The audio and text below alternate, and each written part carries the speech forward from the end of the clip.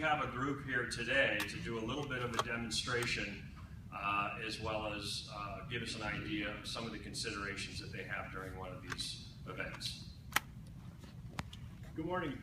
So yeah, we have Engine 8 here today. They're going to do a demonstration for us. As you see in this video shot, what we're looking at here is somebody who's crossed through this and they're now stuck in their vehicle. They're in a position where they can't get out without putting themselves in further harm's way. When we as the fire department decide to go into this situation, it's not a lightly made decision. We use something called the risk management profile a risk management decision plan to make that decision because of the risk to our rescuers. That's a series of questions that we ask ourselves to balance the ratio of risk versus reward to getting that person out of harm's way. So when you see these folks setting up in this video here with ropes and boats and things like that, they've gone through 6 steps. Basically, they've asked themselves, can we just reach this? Can we just talk to this person and get them out of harm's way on their own? Can we reach them with a pike pole, with an extended ladder, with something like that, that we can not put too much risk to ourselves, but get them out of that way? Or can we throw something to them? One of the rope bags that we have here is long rope in a bag. It's flotational. We can throw that to somebody. We can get them a rope and possibly extract them from that hazardous situation in that way. But then after that, it starts to get very technical. You'll see some of that. So what we're going to demonstrate today is our second highest level of risk. So after we throw that bag, if that's not going to work, we'll use a boat. You see some of that in this video. We can't set that up in here, of course. It just doesn't work well. We then would go into the water, and that's what we're going to demonstrate today. We're going to have a person who's going to play the part of the victim stuck in water in their vehicle. We'll have our rescuer team come to that victim's aid. Now, of course, we don't have water here, right? So to demonstrate the effect that the water has on a rescue of this type, we'll show you some things with the rope that we can do just to provide a little bit of resistance. So we have our victim, Chewy Chew, who's going to be in the vehicle here.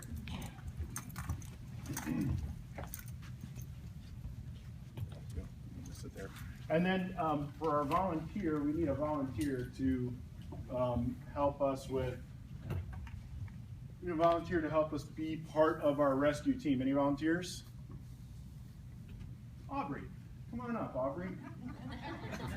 And these guys from Engine 8 are going to help us get situated, so you'll see how we kind of put a team together. And again, Aubrey is not trained in technical rescue. However, they're going to get her all ready to go to be the point person on this technical rescue team.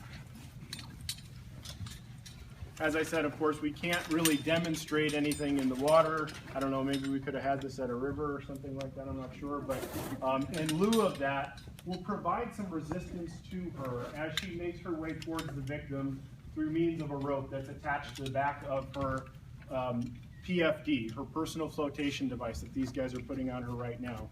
So she'll have a little bit of resistance that she has to overcome. She'll have teammates with her or her crew with her. She's going to use an oar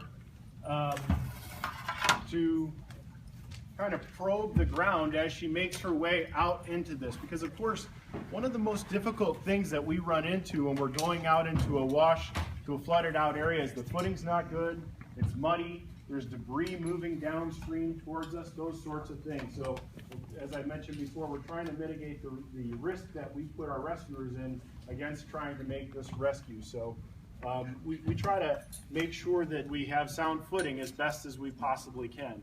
Now, with this rope on the back of this PFD, it provides her some resistance for the means of this demonstration, but it's not very realistic. To be honest, where these guys experience the most pressure is at the knees, at the thighs, as you can imagine, with the water in that way. It wants to lift them up. It wants to cause their feet to slide out from underneath them as they lean forward trying to make their way to the rescuer. So we've got Chewy Chew in our mock vehicle. We've got Aubrey ready.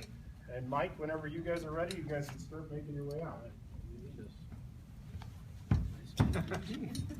Aubrey, how is that? How's the It's a resistance? little tough. And those guys aren't helping you at all. You're just trying to overcome it on your own. Yes.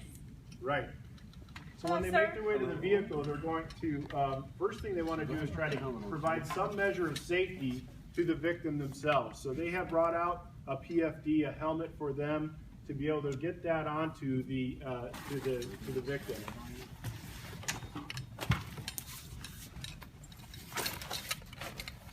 There are ropes involved in this, several teams, so there are things that we would have in place, again, just for the limitations of this demonstration. We don't have all that set up, but again, to make sure that if something were to go unplanned and there was movement under their feet, they started to be buoyant, whatever, those sorts of things, there would be safety systems in that.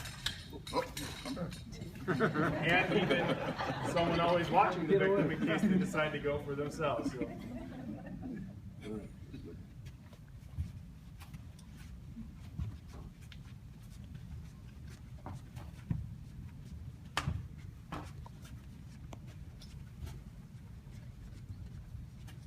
All right, how about a hand for Aubrey?